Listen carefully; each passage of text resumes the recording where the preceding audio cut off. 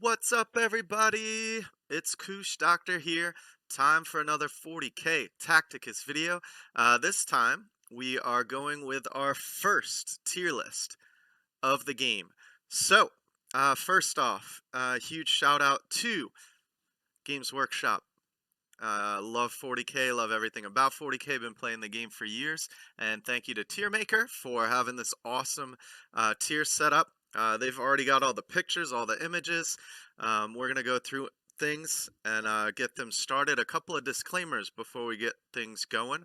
I'm going to try to do this in one take, so I apologize if I mess up, but just bear with me. We're going through. Also, I was not an early adopter. I'm not an expert. I don't have all the characters. I've just been following and getting as much information from everything as I can. I've been trying to keep up with you guys in the Discord. So hopefully you'll agree with most of these and it'll give you a pretty good idea of how to go forward with your game. But also, please watch my beginners video. That's going to have one of the biggest tips, which I'll go over again here. Characters who are useful are going to be higher up on the tier list. Characters you can use in the campaign are going to be more useful in the tier list. There are certain characters that you are going to be able to use in more situations, so that's going to make them more useful. Later on, when PvP becomes more popular and we start being able to do the live PvP with control points and those types of things, we'll make another special PvP tier list. But for now, we're just going to go over this regular one. So, without any further ado, let's get things going. All right. Starting things off, they ordered this however the heck they ordered this online. I appreciate Tiermaker, though, for having this ready for me so I didn't have to try and find all these little icons. That makes it super, super, super easy. We're going to start off with our guy here, Castellan Creed. I'll also go back in here and go over some things just so you guys can see what they're doing, what the pictures are, and how they're helping. Castellan Creed, he is legendary. One thing you are going to notice as we go throughout this tier list, a lot of these are going to be obvious right now. It's early in the game.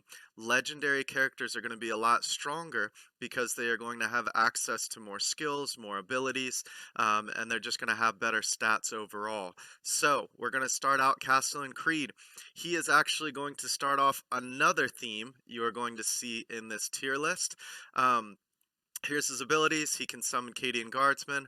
One of them also jumps in. He's got a special guy that jumps in and protects him before he dies. He is not somebody who you need to get in the campaign for using the Imperial Guard. But you will be able to use him later on in the campaign. You just don't need him initially for that. He is going to start off in S tier. Little hint for the rest of this video, you will notice Summoner, S tier for Summoner. Everybody asking about this game right now in PvP, in the campaigns, in any of the modes. Right now, Summoners are your strongest characters. They are super important. Right now, summons are ultra strong. They give you a whole bunch of extra hit points. When you are going against AI controlled things like in the campaign, in the arena, they always attack, well, not always, but most of the time they're going to attack your summons first. So that's why summons are ultra, ultra, ultra powerful. You can keep your guys up, you can keep them alive, you can do more abilities with them. When you're in the campaigns, that helps you get your 3 stars because the computer characters are killing all of your summons, all right? So we're going to start Creed off. He is going to be in our S tier. Bear with me, I'm still getting used to a lot of these characters, but the next one we are going to do is Skodan. Skodan is a Bulgrin. He looks super awesome. In the tabletop game, they are very cool. This is another theme that you are going to see as we go through this tier list. People who have AoE damage are also going to be higher on that tier list because when you're facing things like summons and all sorts of things that are on the board, you are going to want to have AoE damage. He does a bunch of damage, in a little group. He can hurt things around him except for himself, so that's super helpful. He also hurts people when he moves toward them. All right, so Skodan. He's another Imperial Guard character. We are going to throw him into the A tier. A tier is where he's going to end up. He is also one of the 3 characters you need for the Imperial Guard campaign. In case you guys haven't paid attention, when you go through the campaigns, Indomitus is going to be an Imperial campaign, but it's mostly your Ultramarines. Fall of Cadia, that one's going to be for your Chaos, so we'll go over them in a little bit. Octarius is going to be your Orcs. The Indomitus Mirror is going to be your Necrons, and then Fall of Cadia is going to be those Imperial Guards. I'm sure they are going to come out with more campaigns later on, but this is what we've got for now. So again, you'll notice once you get one of the characters for the campaign, they will light up in green, so that way you can see the other ones that you need to get. And again, those characters are going to be higher on the tier list because they are more useful. You can use them in more situations, so if you are looking on who I should level up, who I should give my resources to, those are going to be the most important ones, even though you will also notice, of course, your S tier is going to be all of your summoners. So we're going to go ahead and throw um, Skodan in there. He'll start off in our A tier. The next one is going to be our Psyker. She is right here. Sybil Divine. She's a Psyker. She's got a little bit of AoE damage, so that's helpful. She is not quite as good as Tigerius, but you are going to need her in that campaign. So, you know, it is someone where if you get her, you can probably level her up later. But she does have a little bit of AoE damage. That's helpful. But she's not going to be as good as Tigerius is. We are going to drop here up. We're going to drop her, sorry, over here in the B tier. The next guy we are going to go over is Thaddeus Noble. He's a rare character. He does have a really cool ability. When you get it, you can just sit him back and bombard things. That can be super helpful. It's going to be really helpful in the arena. It can be really helpful later on when we have the PvP, but it's kind of nice to have somebody that sits back and has range, and he can just blow things up from far away. One of the things you're going to notice in this game, a lot of characters and a lot of enemies are very offensive focused. So you have to be really careful with your positioning. You have to be really careful with the order of turns and how far away you are from people. That's going to be ultra important as you move along in this game because things can kill you. And even if you have summoned characters, even if you've got these S tier characters, if you are trying to summon things, if you die before you summon them, it's not going to be super helpful. We are going to throw him, let's put him kind of up top in the B tier here. He is pretty good, and he is somebody that you do need for that campaign. One of the most popular early picks in this game is going to be our next guy, Commander or Commissar Yarick. The reason that a lot of people like Yarick, he is a summoner, so of course he's going to go up into the S tier. You can also get him early on with a $5 pack. He summons 4 little dudes. When one of the little dudes runs away, his other ability prevents the rest of them from running away and ups their damage, so he is super helpful. One of the other things to note about Yarick, he has a very powerful close combat ability. His shooting is okay, but his close combat is very good. Again, in the beginner video, we went over movement. One of the important things is that you are going to want to move him up close to things. It hits 3 times and it does more damage than his bolter does in range. So even though it's going to give you the ability to click on a bad guy and he will shoot most of the time before he will move up next to them and swing. You do have to be a little bit careful because again he is fragile, but he can do some damage. He can do some damage in close combat. And of course, he's a summoner. So we all know where he's going. S tier is for summoner. Summoner is for S tier. We're pretty much going to be doing that the whole time. So you may as well get used to it. All right. So those are our Imperial Guard. Part of why they're all going to be high. We're not really going to have a lot of characters that are super low right now.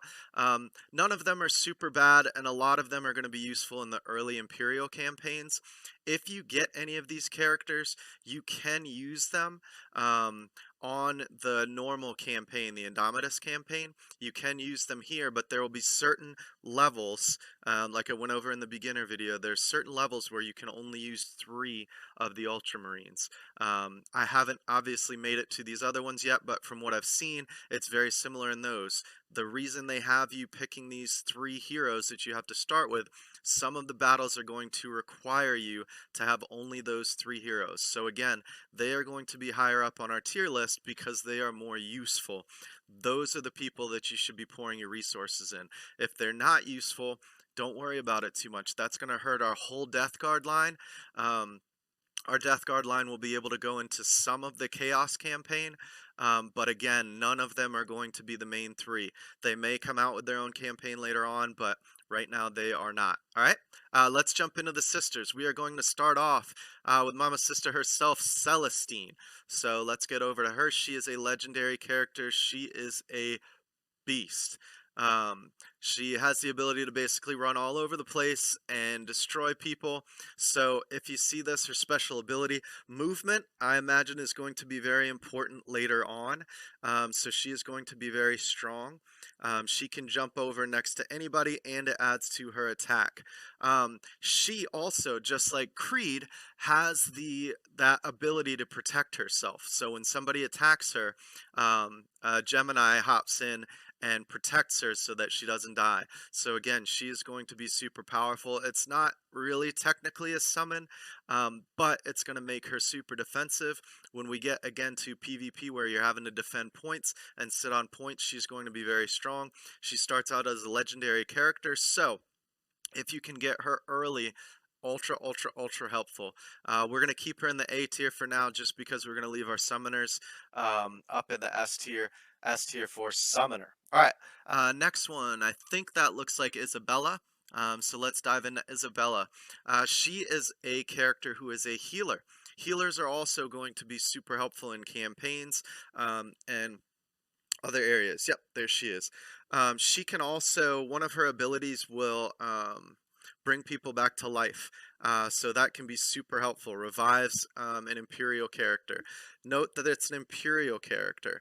For those of you who aren't used to the game, don't know a ton about the 40k universe, again, just click on any of these things, it will tell you. Imperial is kind of like the human esque group of people. So your Ultramarines, the Sisters of Battle, Astra Militarum or Imperial Guard, and the Black Templars. This is going to continue to get bigger. For those of you who don't know the 40k universe, Space Marines are a huge part of the 40k universe. Ultramarines and Black Templars are just 2 of those chapters. There's, I don't even know how many of them there are right now, 10, I think. 10 Space Marine chapters, 10 Chaos chapters for the 20 Primarchs. I think that's right. So you guys can make fun of me in the bottom if I'm wrong. But anyways, that's going to be helpful. Being able to bring people back, super strong. And again, you'll be able to use her in any of the Imperial campaigns. We are going to shoot her right up into the A tier as well. Morven Vol is the next one. I was lucky enough to pull her early on this account. She is an absolute beat stick. She has this really cool ability that does AoE damage. It's got pretty good range, so that's helpful, having the range of 3. And it destroys everything in a little circle. It also hurts your own people, so be careful. She's got some decent movement. You'll notice her armor is not super great. She's got some decent hit points, though, but really she's a glass cannon for the missiles. And right now, when I'm doing arena, she just goes in, drops some missiles on people, and it pretty much wins the battle all by herself. So we're going to get her right up into the A tier. Next one we will go over for our sisters. That's Roswitha. I may be pronouncing that wrong. Most of my pronunciations are pretty good, but we're going to call her Roswitha for now. We won't talk about her too long. She's not super strong. We are doing an event right now that has her as the prize for the end of the event. She is basically another version of our Vindicta, but you get Vindicta very early on. Once you get Vindicta with her Fire of Absolution, you start doing a ton of AoE damage. It can be dangerous because she's leaving flames all over the place, but it makes her super, super, super strong.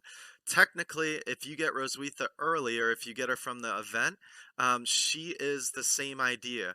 She can drop fire on people. She hurts demons a lot more. So if there ends up being a campaign where you're going against demons, she will be a little more helpful. In the beginning, you are probably going to want to level up your Vindicta a little bit more, just because you have access to her earlier on, which, you know, just makes that a little bit better.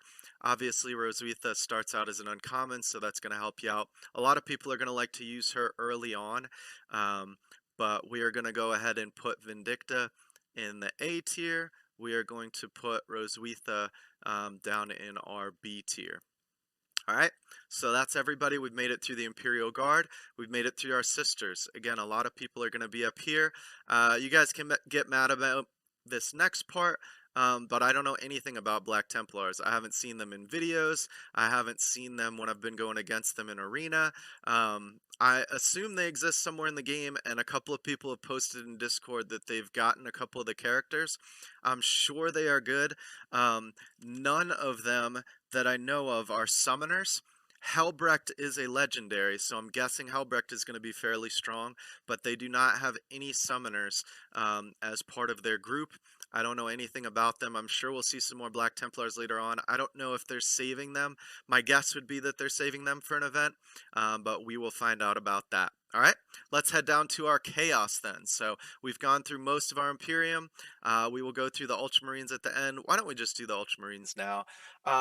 Again, this is going to be a little weird. The Ultramarines characters are not super strong, but they have a couple of things that are going for them. The Ultramarines characters are the ones you get from the very beginning, and all of them except for Calgar you get as part of the normal campaign, and you get it like right within the first 10 levels. So you will have 4 of the Ultramarines characters and then Vindicta from the very beginning.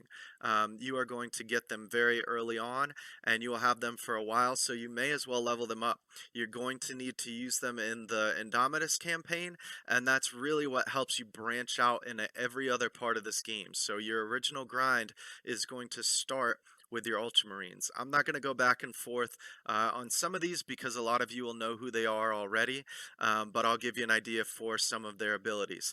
The first guy here is Bellator. Bellator is a summoner, so we are going to put him up top. He is pretty tanky, actually, especially for the Ultramarines characters. He doesn't take a lot of damage from most sources. Also, as the turns go by, he can summon more people. So he is not as strong early on, but as the rounds go later on, he can totally turn the tide of battle. So if you end up with 1 or 2 heroes left, but you haven't used his summoning skill yet, all of a sudden you drop 3 or 4 little Bellators down, and it totally takes over the battle. It totally takes over the campaign. Our next guy, Certus. Certus is our sniper. He does very well in guild raids because he does a lot of single target damage, but right now he is not super strong. He's going to be at the bottom of A tier just because he's one of the 3 characters that you need to use sometimes in your campaign mode, but he is not super strong. He can do some decent damage and take one thing out at a time, but right now when the meta is all summoners and all having to do like damage to more than one thing, AoE damage, those types of things, he's just not picking it. The other one is our healer, Incisus. I do like him. As you level him up, he actually gets some pretty decent armor stats and he can be pretty tough. He actually does do some decent, I think it's piercing damage, but you'll notice against certain types of enemies, he'll actually be one of the more stronger characters as far as attacking goes. He also has a heal that can heal him, like his heal is just constant, he can heal anytime, and then he has one active heal that heals everybody in a circle around him. Again, that's something that can be super strong, and when you get him over to his second ability, it's almost like a feel no pain from the tabletop game. Between him and Tigerius, you can get some pretty good defensive buffs on your guys. It can be super helpful. Also, please note, all of these characters are going to be stronger when you get their second ability. For instance, Vindicta, when she only has one of her abilities, it doesn't explode the fire like she gets from her second ability. Once you get that second ability, once you get up to uncommon, that really changes her and makes her a lot stronger. All of these characters are going to be the same way. Your advantage when you get up to those uncommon, rare, legendary heroes, they are going to have access to both of their abilities from the beginning. The other ones, like a lot of the Ultramarines, you're going to have to collect their shards. We'll do a whole different video on leveling up, but that was just an aside to let you guys know it's super important. Vindicta is going to feel not so powerful in the beginning, but once you get her to uncommon, once she gets her second ability that allows the flames to explode, she does a lot more damage and a lot of AoE damage. Marnius Calgar, very cool, not super good. We're going to throw him in B tier. He, if you get him as a pull early on, I mean, you can use him. He's not super strong. He doesn't do anything super well. He's just kind of there. So use him if you have to. Don't really be stressed out about it. Tigerius, they kind of use him as the poster child for this game, but honestly, he's not ultra strong. It seems like his defensive buff should be helpful. In the beginning stages, it can be, and if you get lucky and you are rolling your blocks really well, it can help your guys be a little bit more defensive, but he's not super strong. A lot of times his abilities won't one-shot things, so you end up with 2 or 3 characters that you're hitting, and even though you're doing damage, it's not killing them, so they can hit you back, and it's just not super strong. So those are going to be your Ultramarines. That finally finishes off the Imperium. Again, I'm not going to use a lot of these bottom tiers quite yet. I don't believe anyone in this game is ultra terrible as of yet, but some of them are going to feel pretty rough when you don't have both of their abilities. You'll see that when we go through our Necron list, but let's head to the other side, and let's do our Chaos guys.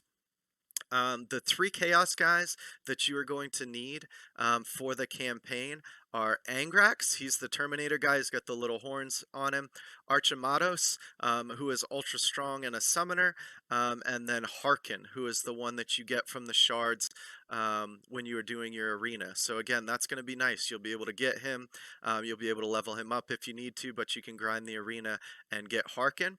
After the first season was over, you get 100 of his shards.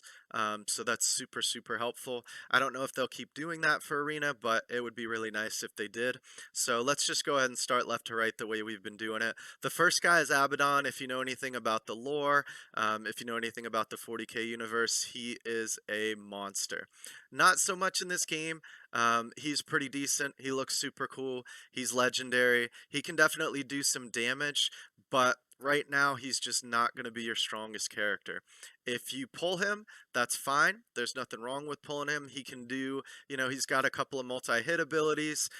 He can buff some characters around him, but again, he can't summon. He doesn't have huge AoEs, so he's not going to be ultra powerful.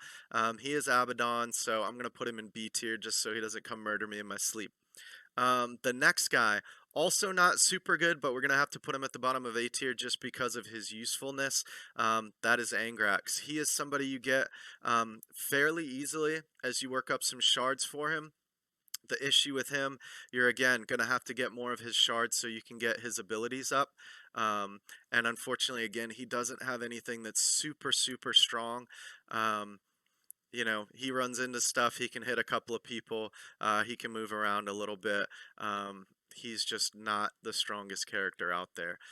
You do have a couple of ways of getting him through the guild raids, so you get him relatively early on. You're going to need to have him. You're going to want to level him up. But honestly, he's one of the lesser exciting heroes, so we're going to probably just throw him down in the B tier for now. Let's go ahead and put him right under his boy Abaddon. Now the next guy, Archamatos, before I started playing this game, he was one of the guys who I pinpointed as being super strong. You need him for the campaign, so just like Bellator, You need him for the campaign, and he's a summoner. One of the super awesome things about his summoning abilities is twofold. So one, you can just summon people to attack, and they'll attack right away. Number two, when you kill something, it will also cause him to spawn. As you level up, you'll also note you get more blood letters as things go along. So I can actually drop, 3 of them down right now. I feel like I've dropped 4 before. And of course, when you kill somebody, you can also get more blood letters as well. Be very careful with both Archamatos, uh, both Archamatos and Yarick. Both of them are very squishy, and so you really have to use their summons and then try to hide. Just bring Archamatos into when you know you can get that kill shot, so when you see the little skull on the guy, that way you can spawn more things, but both of them are super, super squishy. Bellator can actually take some damage, those guys can't, so if they get hit early on, they're going to die before you can summon, so make sure you are positioning them well. Next guy is Harkin. He's actually pretty cool. He's got some mobility. He can do a little bit of AoE damage. He is one of the characters that you are going to need. Again, he is one of the ones that you get from doing the arena stuff. So he's pretty strong. I like him. He's fun to play with. Again, mobility can be big. As you notice, I don't know if they're going to change this as the game moves along, but having the ability to fly, ignore terrain, get around the map can be very strong. A few of the characters have that. That may become something that's more helpful later on. It's not the most helpful right now, but it still doesn't hurt. You'll notice one of the things that hurts Certus is that he can't move very far.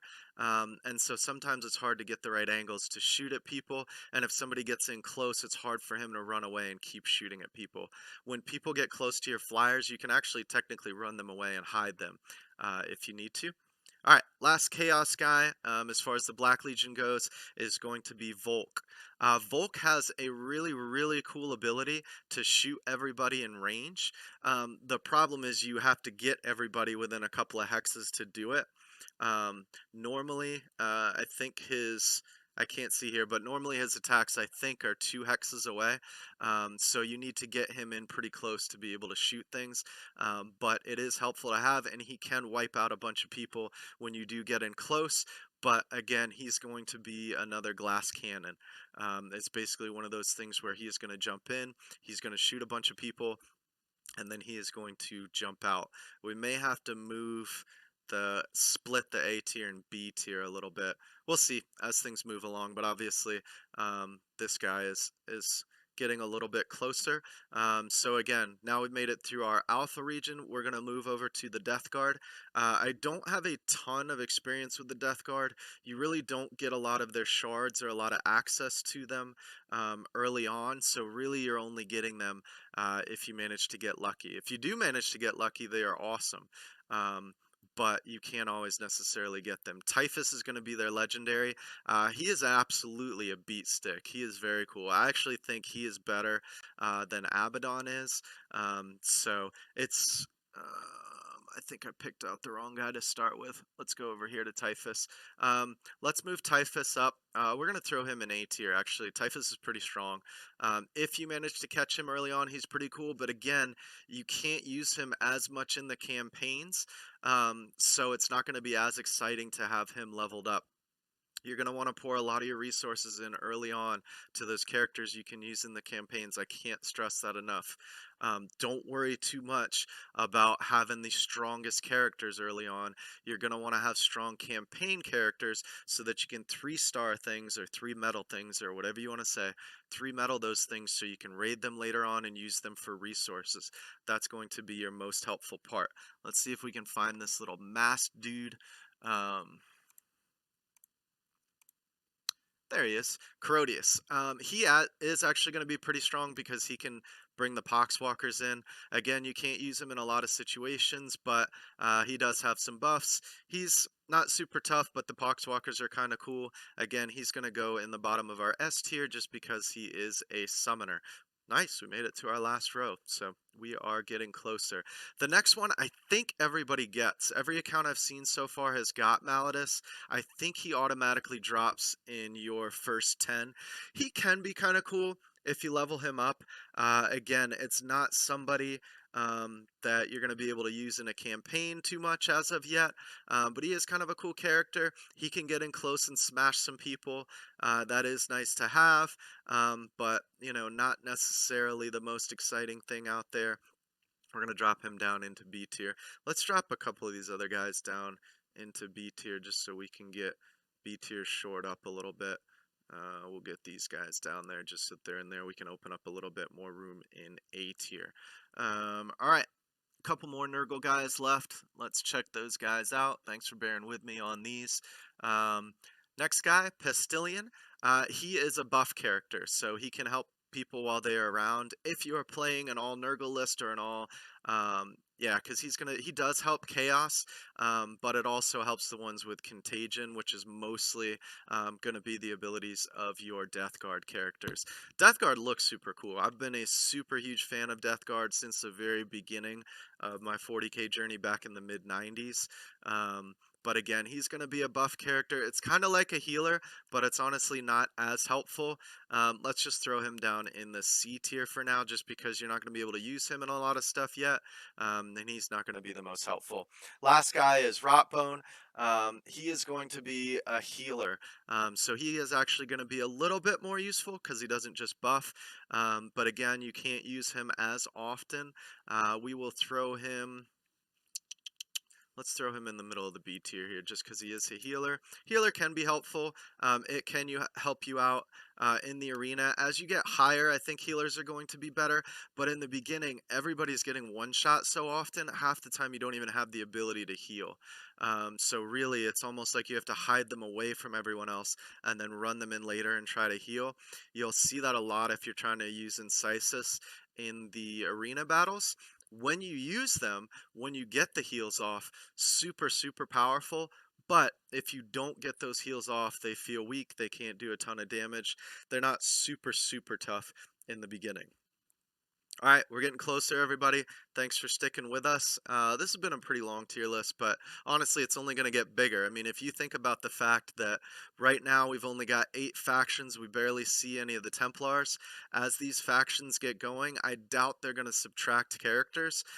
So at some point in time, you are going to see this whole box just full as they continue to bring people and factions and characters into the game. It's one of the things that makes this game so exciting and why I've been looking forward to it for so long. So thanks, Snowprint. We really appreciate you guys, and thanks to 40k for giving up their access rights so that you know, Snowprint can make us this awesome game. Let's go down into your Necrons. A lot of people are going to consider Necrons kind of the second faction that you get in this game, because while you are doing the Indomitus campaign, you get the characters to do the Indomitus mirror, which are going to be the Necrons. Again, the 3 of them that you are going to mainly use and need to get first in the Indomitus mirror are going to be the easiest ones to get. They're also going to be the most important. That's these 3 right here. You will get all 3 of them like at the end of the third part of the Indomitus campaign. Don't quote me on that, but you'll get these in order, kind of like in the top you got these guys in order. Same thing works for our Necrons. So let's start out with our boy Makatep. He is the Royal Warden. One of the cool things that you can do with him, and that I like to do with him early on, is his adaptive strategy. His active skill allows you to cause summons to get another turn, but it's only the summons right around him. So one of the things I was doing early on, and sometimes what I'll do in arena, is I will run him on an all summon team. So I'll have 4 summoners in him, and you can jump him in, and you know, once per game, if you get 3 or 4 of the little summons around you, you jump him in there, you give them all another turn, especially when you use Aleph Null. With his scarabs, they spawn more scarabs, they run around and kill everybody. So that is one thing that makes Makatep pretty good. Otherwise, he's got a decent range. He doesn't do a ton of damage, but he's going to go at the bottom of A tier just because he does have those abilities. We talked about Aleph Null a little bit. He is pretty tanky, and he can summon, so he's going to be super useful in the campaign. Bellator, Aleph Null, those are going to be the two of the guys that you're going to focus on really early in this game. Archamatos will be another one. So these three guys right in here, they are going to be the ones that you're probably going to want to focus on the most early on in this game. Remember, I talked about it a little bit in the Discord, but this is a marathon. It is not a sprint. It is not important for you to go out and spend $1 million, try to get all these characters. You can't use them in half of the events yet. You can only use them in certain campaigns, in certain areas of the game. So it's going to be more useful to put resources into things that can help you get more resources, and then you can level up other characters and you can move along. So what you're going to want to do early on in this game, we'll have another video for this, but you want to collect, a handful of heroes that you can use in your campaigns, make them super strong, and then you're going to use those to branch out and start making your other characters stronger, and then you can get into some of the more fun characters. A few of them, Bellator is not super exciting. He doesn't do a ton of damage, but he's pretty tanky, and he can summon more little dudes. Aleph, no. Actually, I think he's in a pretty good spot. He only summons 2 scarabs, so if your opponent can take him out early, he's actually not as strong. But he does also heal. All of the Necrons will heal themselves a little bit, so that's kind of a neat thing, but we're really not seeing, again, everything's getting one-shotted so quickly now. You really don't have time to do a lot of healing, to do a lot of sitting around, to do a lot of hiding. The last guy that you have, I love this character in the game, in the real game. But gosh darn it, he's just not very good. He doesn't do a ton of damage. The only thing he's super useful for, that you can use him, is once you use his active ability, it will shoot a whole bunch of shots at one unit. If you kill that unit, it will then flip over to a different unit.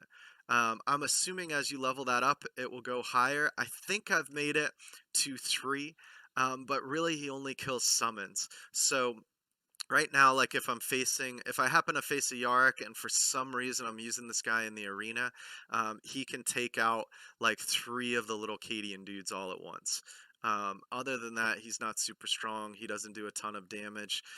Once you get his second ability, it's kind of cool because you can sit him somewhere and he'll overwatch, and then when somebody else moves, he'll overwatch again, and you can get him to do multiple overwatches. But right now, it's hard to get his shards. It's hard to level him up. And he's just not super, super strong. I think, in my opinion, right now, he's the weakest character in the game, and it's just been frustrating. Because, like I said, I love the Hexmark Destroyer in real life. Super cool model. Absolutely adore him. But unfortunately, in this game, not the best. Our last 2 are the Overlord, Anafet, and the guy whose name I just forgot, Chronomancer, I think, is Tutmos. He's a pain in the butt in the regular game. He's pretty strong. He's like a better version, um, a better version of Tigerius. He can do some good AoE damage, but it takes a while to get him unless you're really lucky. I haven't seen a lot of people just getting him on normal drops because you do get him in the Indomitus campaign. Unfortunately, Anafet, just not super strong. Not very helpful. I mean, to have him to do to have 5 Necrons for the mirror campaign is good, but I mean, I wouldn't waste a ton of resources going for him, or using him later on. Alright, last faction, Orcs. Hopefully most of you who love the game love Orcs. They are super fantastic. Orc players are the best players in the world, and you kind of get a feel for them when you see them. One of the cool things about Orcs is, in the lore, if they believe something works, it works. If they believe their plane flies, it flies. If they believe their gun shoots, it shoots. One of the running jokes, too, of Orcs is that they think colors actually have an effect. So if you see an Orc in purple, you don't see an Orc in purple because they believe it makes them harder to see. But anyways, we all love Orcs. Orcs are fantastic. You are going to need a few of the Orcs for their campaign, so it is important to get them. That's going to be Snaporeca, and it's going to be Golgorts, which is this guy, and it's going to be Gibboscraps, which is this guy. Gibboscraps is a summoner. He is actually going to go in the bottom of our summoner tier. He summons a tank. It is a tank that gets stronger later on as you go, hit points wise. It doesn't seem to get stronger as far as damage goes. And after using him for a little while, I love him to death, but the tank is not super strong. He's not very strong. It just really gives you some more hit points and hopefully gives you a little bit of a distraction. Um, Gulgorts is pretty good. He can do a decent amount of damage, but again, he doesn't have a ton of AoEs. His Wog is pretty cool when you use his active ability. It's kind of like Makotep's ability, but he gives other orcs the ability to run forward and hit people. It's just hard to set up. So that's what makes it kind of frustrating. Is it's difficult to use. You are going to need him though for the orc campaign, so you'll probably need to get him going. Um, Unfortunately, I got Snaporeca really early on in one of my accounts, and I was super excited. He is not very good. His active ability causes him to charge into things and deal damage to himself. And the damage to himself, from what I've seen so far, has been almost identical to the damage he deals. So he's hurting other people as much as he's hurting himself, and it's just tough to use. I mean, he has a decent attack in close combat. He can shoot a little bit, but he's just not very strong, and I don't find myself using him very often. Oh, sorry about that. But we do have another orc summoner. I apologize, I keep forgetting his name. Let's get to our orcs. Sorry for slowing everything down. Snotflaga. He is hard to get, but he is pretty cool. He pops out little goblins. If you get really lucky early on and you happen to pop him, he's a very cool character to keep later on. Again, orcs just look amazing. Little snots and little grots and snotlings and squigosaurs and snot riders and all these other characters. I just think they look awesome. Orcs are going to be a really great part of the game, and they have done some really good things, just to get these guys going. Your little mini squigs. So we're going to put him up just because he can summon things, but unfortunately, just like our summoner from the Death Guard, you can't use him in a ton of campaigns. You will be able to use him on certain levels of the Orc campaign, so at least you have that. The last guy is another guy that I happened to get early on and was super excited about. Tank Smasher, you'll notice he's on a bigger squig. And he's cool. He does quite a bit of damage in close combat, which is awesome. He has a neat active ability that makes him run across the map and knock people out of the way, but it doesn't do a lot of damage. So 11 to 13 damage per hit. That does level up a little bit, but it just doesn't feel like it's doing much damage. It does give him some good mobility. His other ability, when he gets attacked, his Smash a Squig will hit back, so it's kind of like a counter attack, but it doesn't seem to do very much damage. I tried to pour some resources into him early on, and it just wasn't very good, unfortunately, so he's going to drop down in our C tier. I guess that's going to do it for our first tier list. Let me know if you agree. Like anyway, don't dislike it if you hate it. Just leave me some comments. We'll talk about it in the Discord. Again, just remember, Summoner is going to be S tier. Most of your characters, if you get them and they're legendary, they're going to be good early on. I love the Death Guard, but a lot of them are not going to be super useful in the early going just because they don't have their own campaign. If you pour your resources into a character that you can use in the campaign, it's going to be so much more useful. I cannot stress that enough. So much more useful. Anyways, leave a like, leave a subscribe, hit the notification bell. I have been Koosh Doctor, and I appreciate you guys watching this video a ton. Find me in the Discord, find me on my character, and we will see you guys out in the 40K universe. Thanks so much for stopping by.